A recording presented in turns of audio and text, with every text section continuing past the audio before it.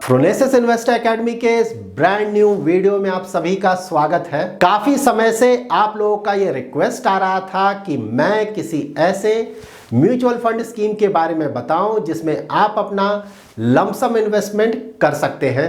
इस वीडियो में हम डिटेल से जानेंगे शॉर्ट टर्म डेट फंड्स के बारे में और साथ ही हम ये भी जानेंगे कि शॉर्ट टर्म डेट फंड्स में आप किस तरह का रिटर्न एक्सपेक्ट कर सकते हैं और इस तरह के डेट फंड्स में किस तरह का टैक्सेशन एप्लीकेबल होता है और क्यों हमें डेट फंड्स के रेगुलर प्लान्स में बिल्कुल भी अपना इन्वेस्टमेंट नहीं करना चाहिए। डेट फंड्स पे रिसेंटली मैंने 2 डिटेल्ड वीडियो पब्लिश किया हुआ है। फर्स्ट वीडियो है डायनेमिक बॉन्ड फंड्स पे एंड सेकंड वीडियो है विंट वेल्थ के बॉन्ड्स पे।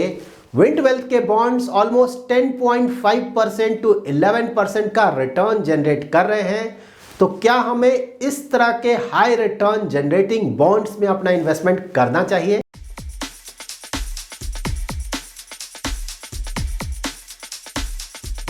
Now let's start with our detailed selection process of best short-term debt funds.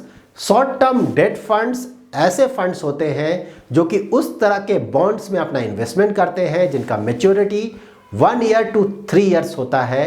और साथ ही अगर आप शॉर्ट टर्म डेट फंड्स में अपना इन्वेस्टमेंट करना चाहते हैं तो आइडियली आपका इन्वेस्टमेंट होराइजन 1 ईयर और 3 ईयर के बीच में होना चाहिए। Short term debt fund category में टोटल 26 फंड्स हैं। आउट ऑफ दीज फंड्स हम वैसे फंड्स को अपने फाइनल लिस्ट से रिमूव करेंगे जिनका AUM that is asset under management 1000 crore से कम है। हमें स्मॉल AUM के डेट फंड्स में अपना इन्वेस्टमेंट अवॉइड करना चाहिए। इसका मोस्टली 4 रीजंस है। फर्स्ट रीजन ऑफ कोर्स है कि बड़े AUM के फंड्स का जनरली एक्सपेंस रेशियो थोड़ा कम होता है।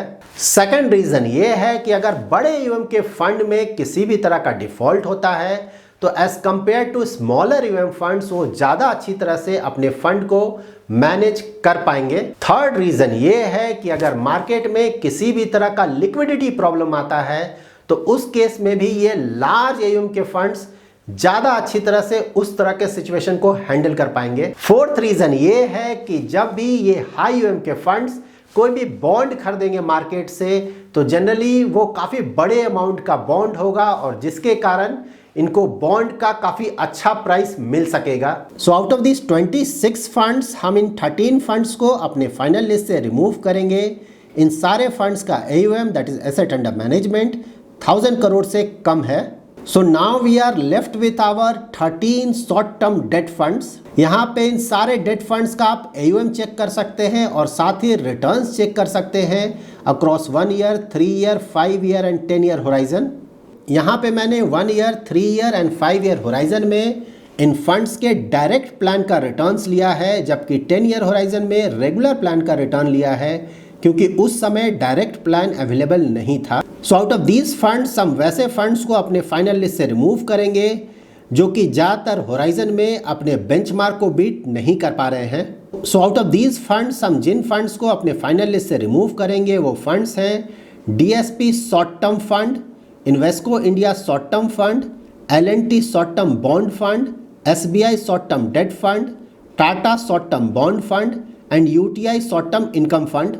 IDFC bond fund short term plan सिर्फ 2 होराइजन्स में ही अपने बेंचमार्क को बीट कर पाया है, लेकिन इस फंड का एसेट क्वालिटी काफ़ी अच्छा है। दैट्स वाई मैं इस फंड को अपने फाइनल लिस्ट में इंक्लूड कर रहा हूँ। नाउ हम इन फंड्स के रेगुलर प्लान ऑप्शन का रिटर्न्स चेक करेंगे।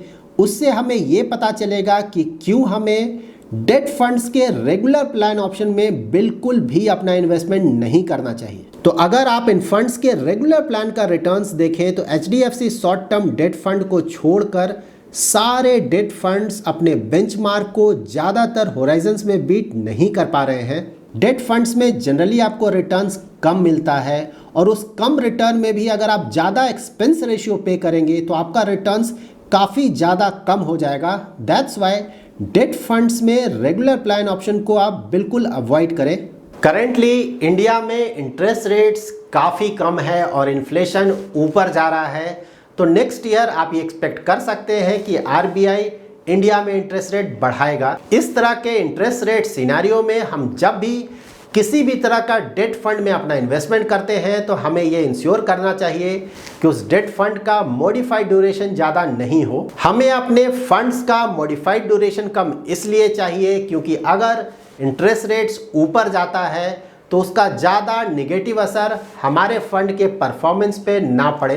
अगर आप इस तरह के इंटरेस्ट रेट सिनेरियो में काफ़ी हाई ड्यूरेशन के फंड्स में अपना इन्वेस्टमेंट करते हैं और इंटरेस्ट रेट्स ऊपर जाता है तो आपके फंड्स का रिटर्न काफ़ी कम आएगा और सम केसेस में वो रिटर्न्स निगेटिव भी हो सकता है। नाउ हम इन 7 शॉर्ट टर्म डेट फंड्स का average credit quality, modified duration, YTM that is yield to maturity और एक्सपेंस रेशियो चेक करेंगे। इन डिटेल्स की मदद से हम खुद के लिए best short term debt fund select कर पाएंगे। इन ऑल 7 डेट फंड्स का एवरेज क्रेडिट क्वालिटी AAA है जो कि काफी अच्छा है।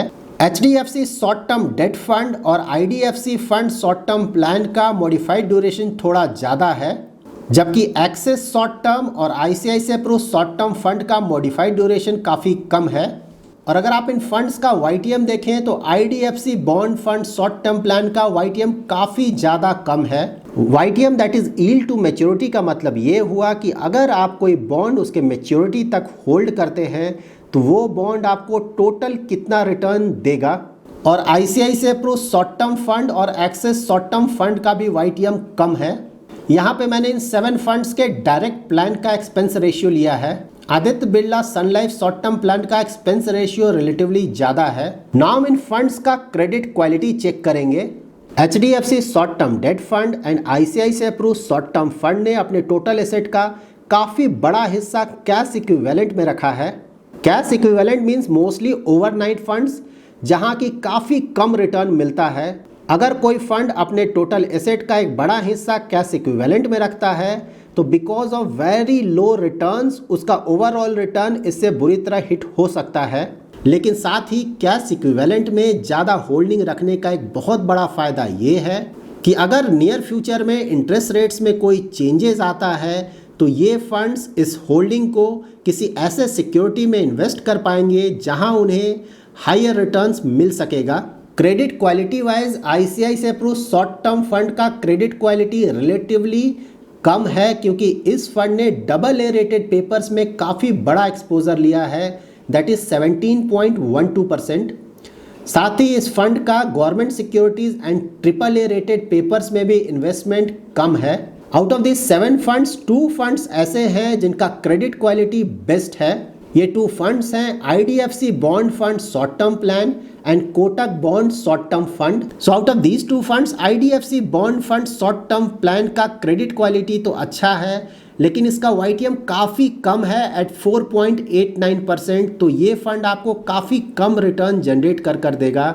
लेकिन relatively Kotak bond short term fund का YTM ज़्यादा अच्छा है। So out of these 2 funds Kotak short term bond fund ज़्यादा अच्छा इन्वेस्टमेंट ऑप्शन हो सकता है। और अगर आपको थोड़ा ज़्यादा रिटर्न्स चाहिए तो उसके लिए आपको हाई YTM के फंड्स में अपना इन्वेस्टमेंट करना पड़ेगा और ये फंड है आदित्य बिरला सन life short term fund, HDFC short term debt fund and Nippon India short term fund. Now हम इन 7 फंड्स के टॉप होल्डिंग्स को भी चेक करेंगे जिससे कि हमें पता चलेगा कि इन फंड्स ने किस तरह के गवर्नमेंट सिक्योरिटीज़ या बॉन्ड्स में अपना इन्वेस्टमेंट किया है। Kotak bond short term plan ने अपने टॉप होल्डिंग्स में ज़्यादातर इन्वेस्टमेंट गवर्नमेंट सिक्योरिटीज़ में किया है और साथ ही कुछ इन्वेस्टमेंट AAA रेटेड पेपर्स में किया है। IDFC के शॉर्ट टर्म फंड ने अपना ज़्यादातर इन्वेस्टमेंट एक सिंगल गवर्नमेंट सिक्योरिटी में किया है दैट इज़ 5.63% GOI 2026। इस गवर्नमेंट सिक्योरिटी में इस फंड ने अपने टोटल एसेट का 40.13% इन्वेस्ट किया है।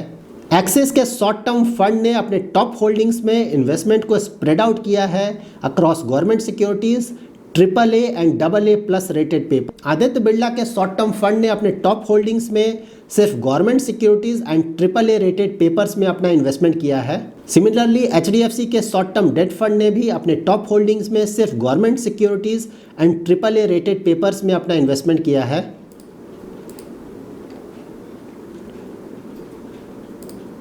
एंड फाइनली निपॉन के शॉर्ट टर्म डेट फंड ने अपने टॉप होल्डिंग्स में ज़्यादातर इन्वेस्टमेंट AAA रेटेड पेपर्स में किया है और कुछ investment government securities and AA rated paper में किया है। So after this detailed analysis ये सारे 7 शॉर्ट टर्म डेट फंड्स अच्छे फंड्स हैं। आप बेसिस अपने investment horizon and risk appetite किसी भी फंड में अपना इन्वेस्टमेंट कर सकते हैं। Credit rating wise ICICI short term debt fund का पेपर क्वालिटी थोड़ा कम है, जबकि IDFC एंड कोटक के बॉन्ड्स का क्रेडिट क्वालिटी काफी ज्यादा अच्छा है।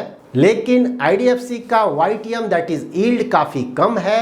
सो हम ये एक्सपेक्ट कर सकते हैं कि कोटक का शॉर्ट टर्म डेट फंड ज्यादा अच्छा रिस्क एडजस्टेड रिटर्न जनरेट करेगा। तो अगर आप अपना लमसम इन्वेस्टमेंट करना चाहते हैं तो इस तरह के डेट फंड्स में आप लमसम इन्वेस्टमेंट कभी भी कर सकते हैं। करंट इंटरेस्ट रेट सिनेरियो में आप इन डेट फंड से रफली 4.5 to 5% का रिटर्न एक्सपेक्ट कर सकते हैं। अगर आप किसी भी डेट फंड के यूनिट्स को से पहले बेचते हैं तो जो भी रिटर्न्स आएगा वो रिटर्न्स आपके इनकम में ऐड हो जाएगा और आप जिस भी इनकम टैक्स ब्रैकेट में आते हैं 10%, 20% या 30% उसके अकॉर्डिंग टू आपको टैक्स पे करना होगा। और अगर आप डेट फंड्स के यूनिट्स को 3 इयर्स के बाद बेचते हैं तो जो भी प्रॉफिट आएगा उस पे टैक्सेशन एप्लीकेबल होगा 20% with indexation. Current low interest rate scenario में अगर आप इन फंड्स को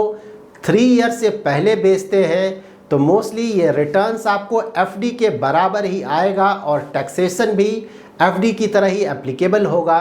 लेकिन अगर आप इन फंड्स के यूनिट्स को 3 इयर्स के बाद बेचते हैं तो because of long term capital gains आपके रिटर्न्स FD से थोड़े ज़्यादा आएंगे। So that's it in this video. अगर आपको ये वीडियो पसंद आया है तो जरूर लाइक एंड शेयर करें और अगर अभी तक आपने हमारा YouTube चैनल सब्सक्राइब नहीं किया है तो जरूर सब्सक्राइब करें। Thanks a lot for watching.